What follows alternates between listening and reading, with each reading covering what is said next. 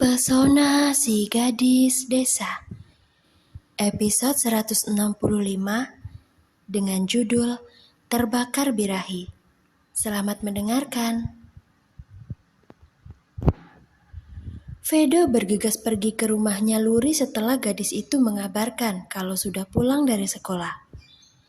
Dia tak henti-hentinya tersenyum membayangkan pertemuan penting yang akan segera terjadi antara Luri dengan kedua orang tuanya. Kenapa rasanya jadi tidak karu-karuan begini ya? Gumam Vedo yang entah kenapa merasa sangat gugup ketika mobilnya berhenti di depan pintu gerbang rumah gadisnya. Dia kemudian menekan klakson mobil meminta penjaga agar membukakan pintu gerbang untuknya. Sembari menunggu penjaga datang, Vedo memastikan kalau penampilannya tidak berantakan. Tak lama kemudian pintu gerbang pun terbuka. Vedo dengan cepat menurunkan kaca jendela mobil kemudian tersenyum ke arah penjaga yang tengah membungkukkan badan ke arahnya. Dengan hati yang terus berdebar-debar, Vedo memarkirkan mobil di pekarangan rumah Luri. Setelah itu dia keluar, menatap lama ke arah seorang gadis yang tengah berdiri di depan pintu rumah tersebut. Ya Tuhan, gadis itu kenapa cantik sekali? Aku kan jadi ingin menculik dan membawanya ke dalam kamar, batin Vedo sambil menelan ludah. Luri yang melihat Vedo hanya diam mematung sambil memandang ke arahnya nampak mengerutkan kening. Setelah itu dia menunduk, memeriksa apakah ada yang salah dengan penampilannya atau tidak. Tidak ada yang salah dengan baju yang kupakai, tapi kenapa Kak Vedo sampai terbengang begitu? Aneh, gumam Luri keheranan. Saat ini Luri memakai dress berwarna mustard dengan panjang selutut atas. Dan sebagai alas kakinya, Luri memakai flat shoes berwarna senada dengan tas kecil sebagai pelengkap penampilannya siang ini. Andai saja Luri tahu kalau penampilannya saat ini terlihat begitu segar di mata Vedo, dia pasti tidak akan merasa keheranan begini. Pikirannya yang selalu positif membuat Luri tidak menyadari kalau pria di hadapannya tengah berkelana dengan pikiran-pikiran kotornya. Seperti biasa, sang Casanova tengah terjebak dalam pusaran gelombang hitam yang membuat seluruh tubuhnya memanas seketika. Vedo terbakar birahi. Kak Vedo, kau baik-baik saja kan? Tanya Luri sambil berjalan mendekat ke arah Vedo yang masih diam di tempat. Hah? Vedo membeo. Setelah itu dia mengerjapkan mata begitu sadar kalau Luri sudah berada di hadapannya. Sayang, kau bertanya apa barusan? Aku tanya apa kau baik-baik saja. Sejak keluar dari mobil kau hanya diam sambil menatapku tanpa kedip. Ada apa? Apa ada yang salah dengan penampilanku? Jawab Luri dengan sabar mengulang pertanyaannya. Oh, tidak kok. Aku hanya terlalu terpesona melihatmu yang begitu cantik. Sahut Vedo dengan sangat jujur. Luri tersenyum. Dia lalu menyelipkan rambutnya ke belakang telinga. Setelah itu Luri mengajak Vedo untuk segera pergi menemui kedua orang tuanya. Hari sudah semakin siang. Mereka tak memiliki banyak waktu karena sore nanti semua orang sudah harus pergi menghadiri pesta resepsi pernikahannya Dr. Reinhardt dengan Nona Levita. Kak, ayo kita berangkat. Ayah dan ibumu pasti sudah menunggu kedatangan kita di sana. Bukan kita sayang, tapi kau, sahut Vedo seraya mengulurkan tangan ke arah Luri. Paman Luyan dan Bibi Nita ada di dalam tidak? Aku perlu meminta izin pada mereka dulu sebelum membawamu pergi keluar. Ibu sedang pergi ke rumah sakit untuk melakukan pemeriksaan, sedangkan ayah sekarang sedang istirahat. Tadi pagi sebelum berangkat sekolah, aku sudah meminta izin pada mereka kalau siang ini kita akan pergi keluar, Kak. Jadi kau tidak perlu menemui ayah dan ibu lagi, ucap Luri. Jantungnya berdebar dengan sangat kuat saat tangannya berada dalam genggaman tangan kekar milik Vedo. Apa tidak apa-apa sayang? Aku tidak mau nantinya dianggap sebagai calon mantu yang tidak punya sopan santun karena sudah membawamu pergi tanpa izin. Vedo terkesima melihat lesung pipi yang muncul di wajah Luri saat dia tertawa. Penampakan itu benar-benar membuatnya terlihat semakin bertambah cantik.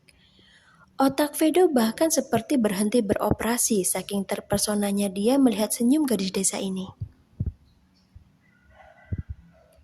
Sudah, ayo kita berangkat kak. Kita jangan sampai membiarkan keluargamu menunggu terlalu lama di sana.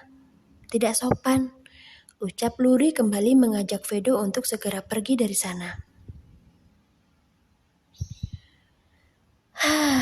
Baiklah sayang, ayo kita berangkat. Dengan perasaan yang begitu membuncah, Vedo mengajak Luri berjalan menuju mobil. Setelah itu Vedo dengan sigap membukakan pintu untuknya, kemudian menutupi kepala Luri agar tidak terantuk bagian atas mobilnya. Tak hanya sampai di sana, Vedo langsung menahan tangan Luri yang ingin memakai seatbelt. Dia lalu menggelengkan kepalanya. Kenapa kak? Bukankah kita harus memakai ini jika akan berkendara? Tanya Luri bingung ketika Vedo tiba-tiba menahan tangannya. Ini adalah tugasku sayang, jadi biar aku saja yang memakaikan seatbelt ini ke tubuhmu, oke? Jawab Vedo kemudian dengan cepat memakaikan seatbelt ke tubuh Luri. Kalau saja Vedo tidak berusaha mati-matian untuk menahan diri, dia pasti akan langsung melahap bibirnya Luri yang terlihat begitu menggoda ketika wajah mereka berada dalam jarak yang sangat dekat. Bahkan Vedo bisa merasakan hembusan nafas yang keluar dari hidung gadis desa ini, saking dekatnya posisi wajah mereka sekarang. Kak Vedo, kenapa malah melamun? Kapan kita berangkatnya? Tegur Luri yang mulai merasa gugup berada dalam posisi yang sedikit intim dengan seorang pria. Jantungnya seperti mau copot rasanya. Astaga sayang, kenapa sih kau selalu saja membuatku hilang fokus? Tadi kecantikanmu, sekarang malah bibirmu. Kau sadar tidak sayang kalau semua yang ada di tubuhmu benar-benar sangat berbahaya? Aku kan jadi lemah, keluh Vedo sambil mengusap wajahnya hingga memerah. Setelah berkata seperti itu, Vedo bergegas masuk ke dalam mobil lewat pintu samping. Dia kemudian menghela nafas panjang sebelum akhirnya melajukan mobil keluar dari pekarangan rumah Luri. Selama dalam perjalanan, baik Vedo maupun Luri sama-sama tidak ada yang membuka suara. Mereka fokus dengan pikiran masing-masing, di mana Vedo tengah sibuk menjinakkan sesuatu yang sudah menegang di bawah sana. Sedangkan Luri, gadis desa itu terlihat sedang meremas pinggiran dress yang dipakainya. Luri gugup, sangat-sangat gugup karena sebentar lagi akan bertatap muka dengan orang tuanya Vedo. Ya Tuhan, kenapa rasanya jadi gugup begini sih? Kira-kira ayah dan ibunya Kak Vedo akan menyukaiku tidak ya? Lalu kata apa yang cocok untuk menyapa mereka nanti? Astaga, ini benar-benar sangat mendebarkan. Batin Luri resah sendiri. Ekor mata Vedo melirik ke arah Luri yang terlihat gelisah dalam duduknya. Vedo paham kalau gadis ini tengah dilanda perasaan gugup karena akan segera bertemu dengan keluarganya. Tak mau gadisnya merasa tertekan sendirian, Vedo pun segera menepikan mobil, kemudian menggenggam erat kedua tangan Luri. Jangan panik, ayah, ibu, dan juga Kayo adalah orang-orang yang baik. Mereka tidak seseram seperti yang kau bayangkan, hibur Vedo dengan lembut. Aku hanya sedang bingung memilih kata apa yang akan aku ucapkan di hadapan mereka nanti, Kak. Sebenarnya tadi malam aku sudah berlatih, tapi sekarang semuanya hilang begitu saja dari dalam pikiranku. Aku terlalu gugup sampai-sampai tanganku menjadi sangat dingin seperti es. Sahut Luri mengatakan apa yang terjadi dengan dirinya. Tidak apa-apa, itu wajar. Tapi aku yakin di sana nanti kau pasti bisa mengendalikan rasa gugupmu. Aku percaya kalau Paman Luyan dan Bibi Nita telah mendidikmu dengan sangat baik dalam hal sopan santun di hadapan orang yang lebih tua. Benar kan? Kegugupan di hati Luri sedikit mereda setelah mendengar perkataan Vedo.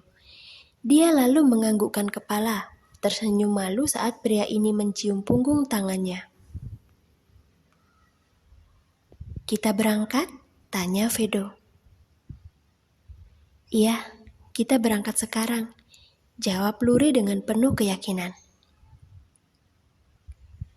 Tanpa membuang waktu lagi, Vedo kembali melajukan mobilnya. Dan kali ini dia mengemudi dengan kecepatan sedang karena satu tangannya masih menggenggam tangan Luri. Vedo sedang berusaha menyalurkan ketenangan dengan cara tidak melepaskan tautan tangan mereka.